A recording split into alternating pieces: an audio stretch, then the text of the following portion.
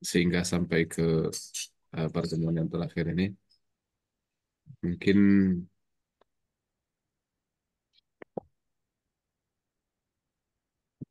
banyak dari yang saya sampaikan yang tentunya sudah Anda pahami mengenai fisika yang merupakan dasar dari ilmu teknik elektro. Jadi kenapa saya membahas mengenai eh, lebih banyak ke sistem kelistrikan. Sorry, bukan sistem kelistrikan, tapi dasar kelistrikan. Nah, misalnya tentang muatan, medan listrik, medan magnet. Jadi saya mengarahkan agar materi fisika ini menjadi dasar atau filosofis berpikir kepada teknik elektro atau materi perkuliahan teknik elektro. Jadi kalau fisika ini sebenarnya adalah ilmu sains yang dia belajar mengkaji baik secara teori, kemudian juga perilaku-perilaku alam yang dikonsepkan atau dijabarkan dalam bentuk tulisan atau model-model matematika. Nah, kalau kita di teknik elektro adalah bagaimana, jadi kalau teknik itu lebih ke rekayasa atau engineering. Kenapa dikatakan kita ini fakultas teknik atau engineering? Karena dia merupakan rekayasa daripada ilmu-ilmu sains yang ada.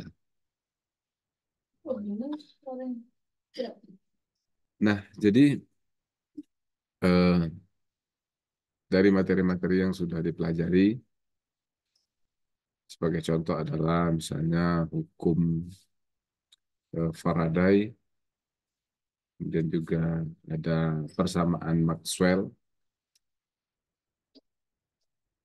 kemudian juga hukum Coulomb. Mamanya dari susu atau diantar bapak?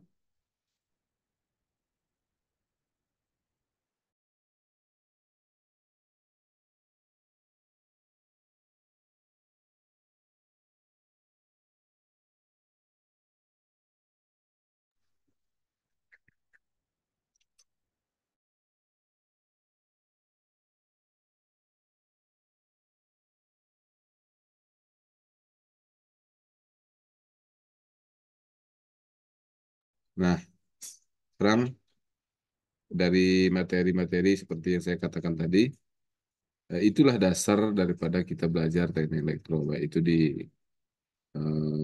energi listriknya, ataupun sistem kontrolnya, ataupun telekomunikasi. Nah, itu jadi eh, ilmu dasar fisika yang harus, atau ilmu sains yang harus kita miliki. Sebagai contoh misalnya hukum tadi yang saya katakan hukum Faraday.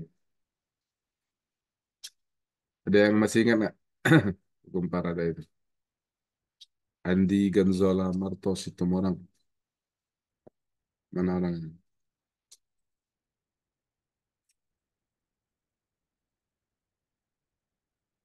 Andi Gonzola,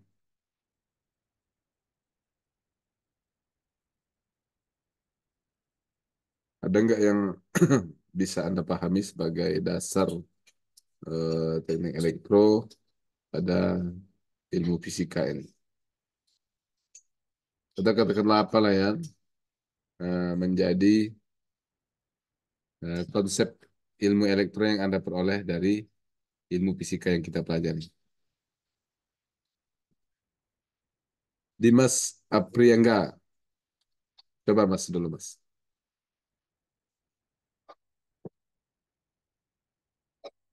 Mas, Ya, mic Pak.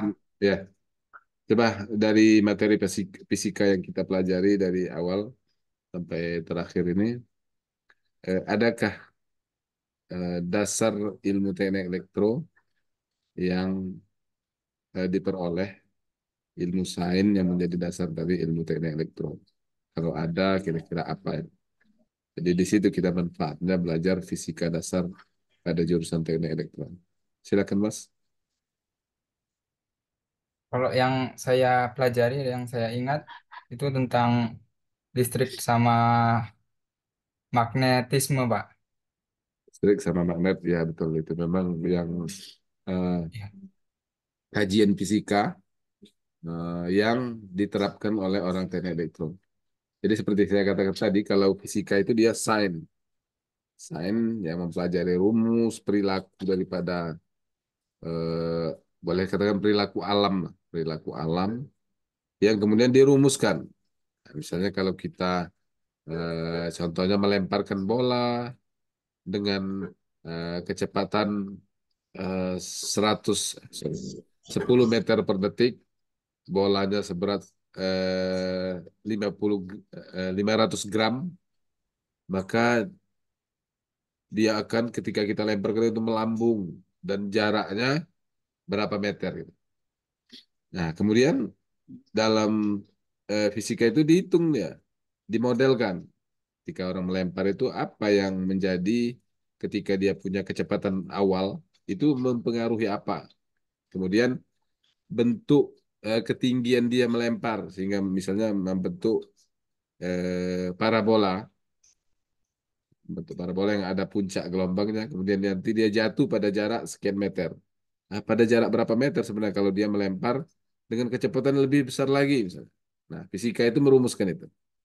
Nah, dalam teknik elektro atau bidang teknik, kita memanfaatkan itu untuk menjadi sesuatu yang bermanfaat dalam kehidupan. Nah, kalau orang melempar-lempar tadi kan sebenarnya nggak ada gunanya gitu kan. Tahu pun kita nanti dapat 10 meter, ketika dia menyepatkan lagi dia melempar, jaraknya bertambah misalnya. Itu kan eh, belum nampak kegunaannya.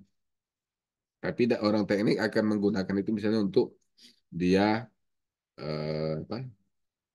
Contohnya ini peluru misalnya gitu. Peluru meriam yang ditembakkan dengan kecepatan berapa hingga sasaran yang ditujunya itu sekian meter atau sekian kilometer.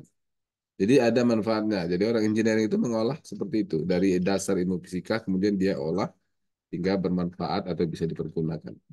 Itu juga tadi kan ilmu magnet dan listrik yang itu dimanfaatkan oleh orang elektro untuk dia menghasilkan energi listrik. Kalau dalam hitung-hitungan fisika, kita hanya memperoleh misalnya eh, eh, besar medan magnet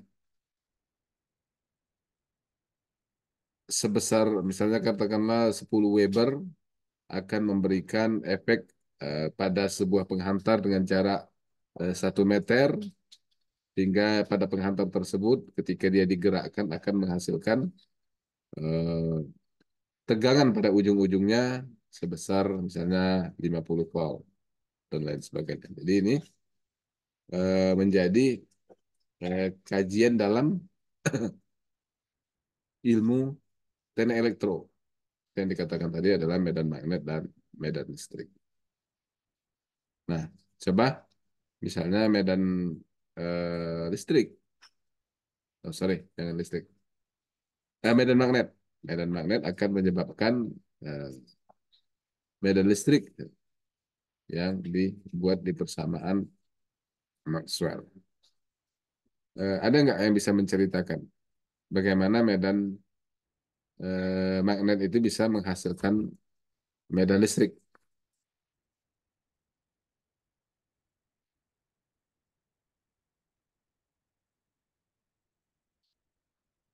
Coba kalau siapa dia namanya? Renaldi Dharma Putra. Mana Bang Renaldi?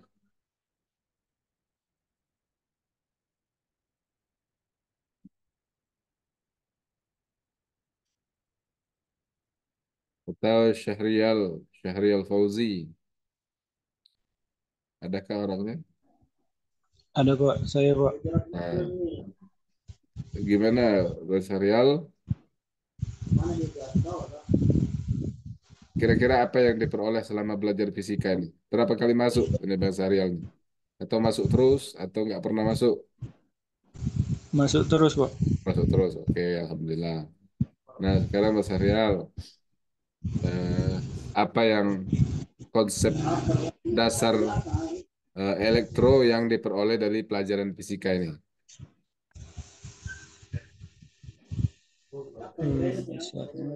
Eh,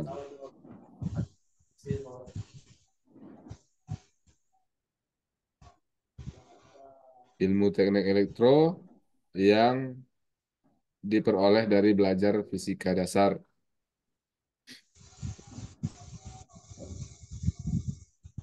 Di mana nih posisi Rial? Di jalannya?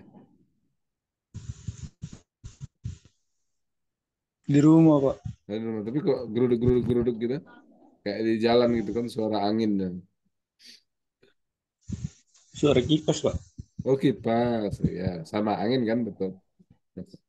Ya Iya, cuman, Pak. cuman ya. Rial kerja ini. Kalau hari lain kerja nggak? Kerja, Pak. Ini libur, Pak. Oh, pas lagi libur ya. Nah, itulah. Iya, Jadi Pak. waktu istirahat mingguannya terganggu dengan kuliah ini.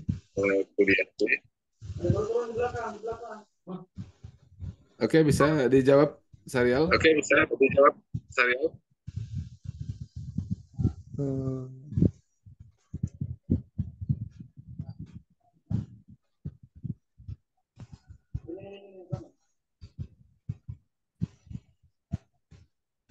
Oke, oke. Kalau Fatan Alfarizi, matikan Sarial. Fatan, Ya Pak, oh, ini sibuk mau kemana nih Fatan? Mau berangkat nih? iya Pak ada kerjaan Oke. sambil ngambil aja Pak. Ah, Gimana tadi Pak pertanyaannya Pak? selama belajar fisika ini, ilmu dasar elektro yang diperoleh dari fisika ini kira-kira apalah yang bisa dimanfaatkan untuk elektro? Hmm, Fatan Alfarizi masuk terus atau sering nggak masuk? Masuk terus Pak, induksi Apa? induksi induksi kemarin lah Pak. Oh ya, oke, nggak apa-apa. Jadi makanya saya tanya masuk terus atau enggak supaya selama ini kan kita sudah membahas misalnya mengenai hukum Faraday, kemudian juga ada juga kemarin hukum Kirchhoff.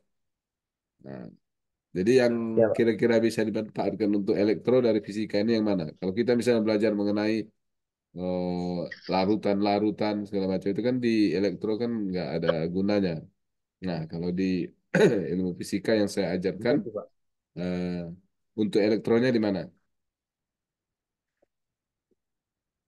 Hmm, Di seperti rangkaian elektronika lah Pak. Oke, elektronika.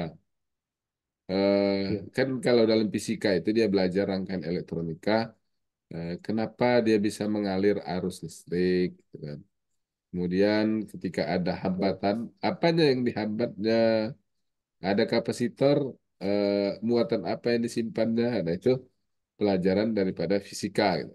Nah, di dalam teknik elektro, kita menggunakannya misalnya kapasitor untuk menyimpan muatan pada rangkaian yang perlu ya.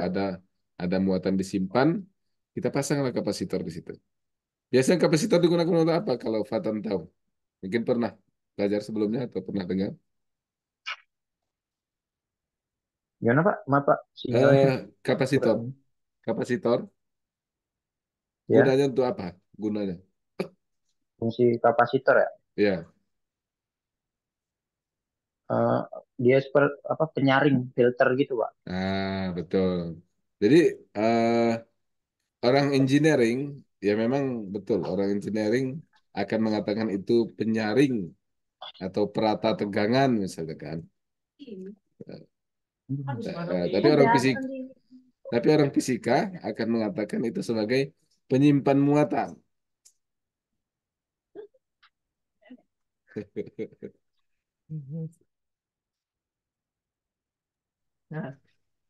Pak, maaf Nah, Pak agak ribet. iya ya. Jadi dari kata-katanya sendiri orang sains akan berbeda. Makanya kalau Fatan tadi bilang dia sebagai filter, ya itu memang kata-kata dari Ya orang Pak. engineering karena dia pemanfaat atau pengguna daripada ilmu-ilmu sains. Jadi kenapa bisa dia menjadi penyaring? Kenapa dia bisa menjadi perata tegangan?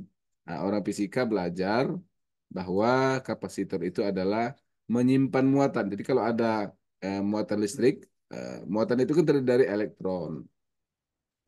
Ketika dialirkan dia di dalam kapasitor, dia mendap itu, tersimpan. Jadi mengendap di situ, simpan. Kemudian nanti dia bisa dikeluarkan lagi untuk muatan-muatan tadi dikeluarkan dari eh, tempat endapan di dalam kapasitor itu.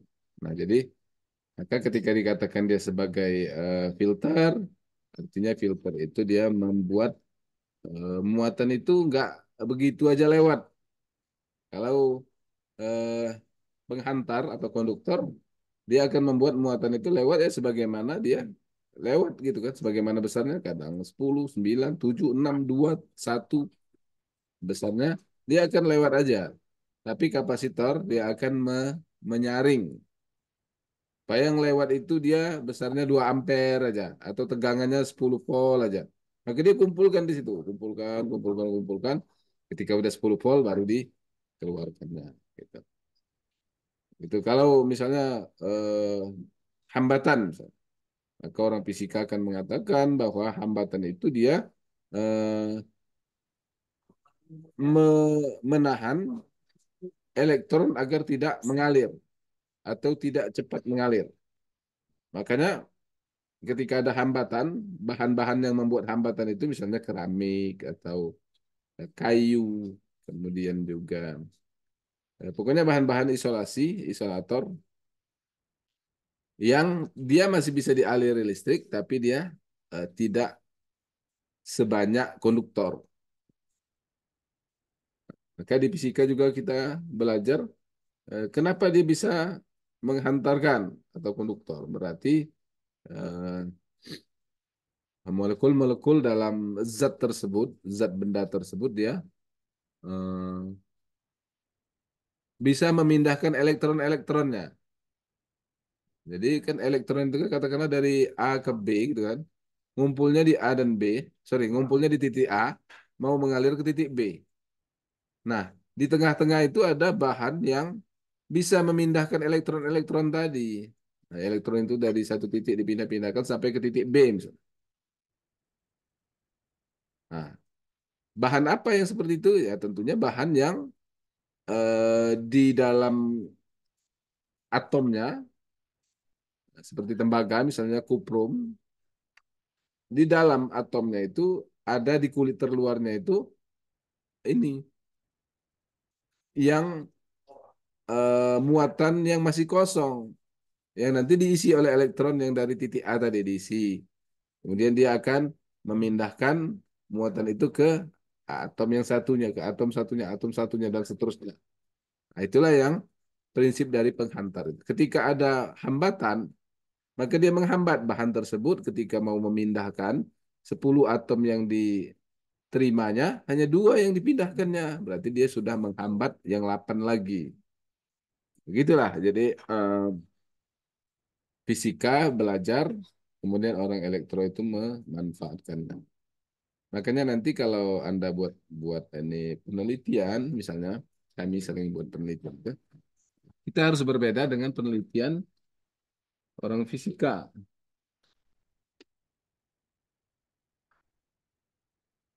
Ya, bentar ya. Kepanasan betul. Nah, berbeda dengan orang fisika. Jadi kalau orang elektro nanti dia akan bagaimana efektivitas pemfilteran oleh kapasitor tadi kan. Bagaimana efektivitasnya? Berapa persen arus yang dilewatkan sehingga dia akan menghasilkan eh, arus yang lebih rata atau tegangan yang lebih rata. Jadi ada manfaat yang dihasilkan dari komponen-komponen itu. Nah, itu untuk elektro. Tapi kalau orang fisika akan membahas bagaimana kapasitor itu ketebalannya sehingga dia bisa menampung muatan-muatan, kemudian dia tersimpan dalam jangka waktu yang lebih lama misalnya. Seperti itu. Nah, karena kalau tidak, kapasitor itu kan ketika kita kasih muatan, dia akan dilepaskannya. Tanpa kita hubungkan dengan beban pun dia akan melepaskan muatan atau membuang muatan tersebut dan akhirnya akan habis. Karena fisika kan dia menghitung bagaimana bahan daripada kapasitor itu yang bisa menyimpan muatan lebih lebih lama misalnya. Seperti itu. Nah, jadi di sini saya pengen menyampaikan kepada Anda bahwa teknik elektro ilmu itu dasar dari ilmu sains seperti fisika ini. Seperti fisika ini kemudian diolah oleh orang engineering, contohnya oleh orang elektro seperti kita, untuk dia bisa diterapkan. Namanya engineering. Engineering itu rekayasa. Ada juga makanya kita Fakultas Sains dan Teknologi. Teknologi itu engineering. Sains itu ya ilmu dasar atau ilmu prinsip seperti fisika ini. Makanya kalau kita katakan ilmu sains dan teknologi berarti ada sains, kemudian ada engineeringnya juga teknologi. Gitu. Jadi dari materi fisika yang saya juga ada share di Google Drive, nah itu bisa Anda pelajari. Kemudian untuk Anda eh, memperoleh dasar prinsip daripada ilmu-ilmu teknik elektro. Ada hambatan, ada kapasitor, ada medan magnet, medan listrik. Medan listrik contohnya itu di kawat-kawat tegangan tinggi itu kan medan listriknya sangat sangat besar. Hmm. Kemudian juga dia bisa menghasilkan medan magnet. Jadi nanti kalau Anda belajar di ilmu energinya, maka Anda akan banyak membahas tentang medan magnet dan medan listrik. Kemudian juga prinsip-prinsip muatan listrik bagi orang elektronika ataupun arus lemah juga akan menjadi dasar yang harus Anda pelajari. Kemudian juga kalau bidang kontrol, maka juga magnet, masalah magnet kan. Kontrol-kontrol itu banyak menggunakan magnet. Magnet dihasilkan dari listrik, berapa magnet harus dibuat. Itu apa? Misalnya contoh relay ya. Relay itu kan eh, ketika kita mendeteksi arus yang mau kita proteksi, misalnya kita mau memproteksi arus 10 ampere, artinya 10 ampere ke atas kita akan putuskan. Nah, untuk mengetahui 10 ampere atau tidak itu kan tentunya menggunakan prinsip medan medan magnet. Medan magnet artinya eh, listrik yang dialirkan ke kumparan itu besarnya harus mempunyai magnet sekian eh, Weber yang dia misalnya bisa mengangkat suatu koil atau sehingga dia bisa memutuskan kontak. Jadi kekuatan magnetnya harus berbeda-beda. Itu berbicara mengenai magnet pada sistem kontrol. Nah, jadi itulah ilmu fisika yang perlu menjadi dasar kepada Anda dalam belajar teknik elektro nanti. Jadi ilmu-ilmu teknik elektro itu tidak terlepas dari ilmu sains yang dirumuskan oleh orang-orang bidang fisika. Coba saya share ntar karena ini pertemuan terakhir. Kalau ada yang mau tanyakan, silakan tanyakan.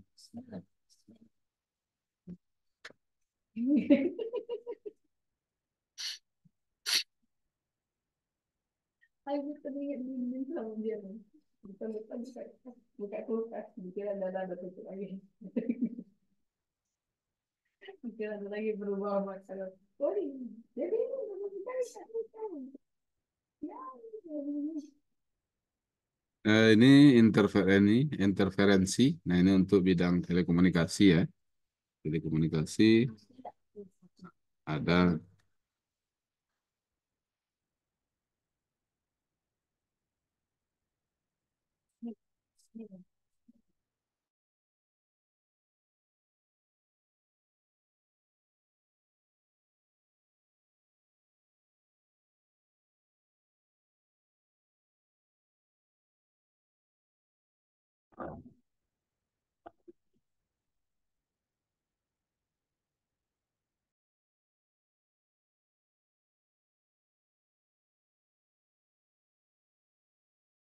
Diterima ya.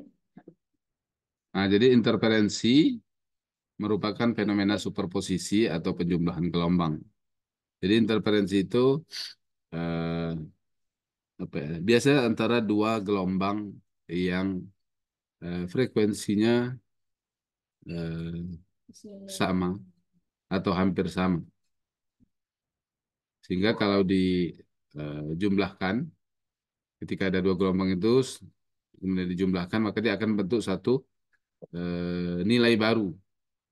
Nah, itulah yang hasil interferensi itu. Bisa saling meniadakan, bisa juga saling memperkuat. Makanya kalau ada suara misalnya dua buah mic yang frekuensinya hampir sama, maka dia akan eh, menambahkan atau bisa juga saling mengurangi. Bisa jadi suaranya jadi hilang dua-duanya, bisa juga jadi eh, enggak, maksudnya bisa juga suara yang besar tadi jadi mengecil atau suara yang kecil jadi membesar karena interferensi. Ini tadi penjumlahan dua gelombang. Yang menjumlahkan seperti biasa. Nah, ini maka dia akan saling menghilangkan ini, antara yang biru yang gambar tengah ini dengan yang merah. Kenapa? Kalau dijumlahkan positif dan negatif selalu nol, maka suaranya akan hilang. Tapi kalau yang ini dia akan membesarkan menjadi dua kali lipat suaranya. Karena kalau yang ini dia akan rata, stabil. Gitu. Ternyata Nah, keyakinanku salah. makanya nih kita lihat ini kan yang hasilnya ini kan. Yang ini akan menjumlahkan jika dia makin besar, warna hijau ini, yang ini menjadi nol, kemudian yang ini akan menjadi lebih kecil. Dua gelombang yang ini menjadi lebih kecil daripada dua gelombang tersebut.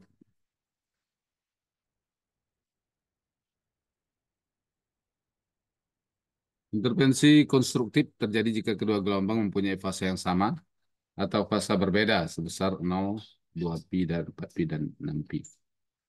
Kemudian antara intervensi konstruktif maksimum yaitu ketika delta pi sama dengan M kali 2pi atau kelipatan daripada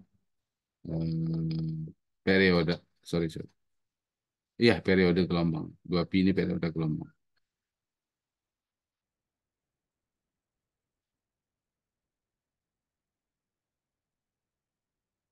Kemudian interferensi destruktif terjadi jika kedua gelombang mempunyai perbedaan fasa sebesar pi, 3pi, dan 5pi.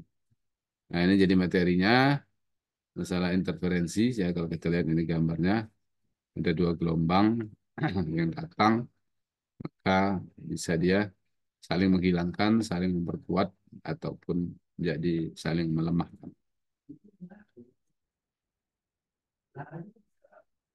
Oke, bahannya ini udah saya kirim di apa? Di Google Drive. Jadi silakan Anda baca eh, dari bahan-bahan tersebut. Silakan dipahami. Saya kira untuk memahaminya tidak terlalu sulit. Jadi mungkin juga kalau ada yang mau ditanyakan bisalah kita didiskusikan. Tapi saya kira itu materi dasar yang perlu hanya kita ketahui.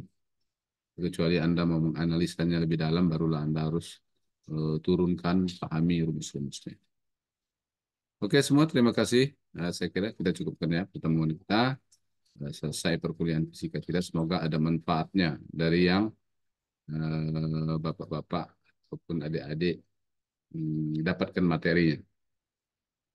Minimal ada gambaran ketika kita mau menguasai atau memasuki ilmu teknik elektro itu. Bahwa dasar-dasarnya ilmu sains dan fisika sudah kita peroleh. Oke, demikian. Terima kasih atas perhatiannya. Mohon maaf atas segala kekurangannya. Nanti kita jumpa di ujian akhirnya. Terima kasih. Ada yang perlu tanyakan?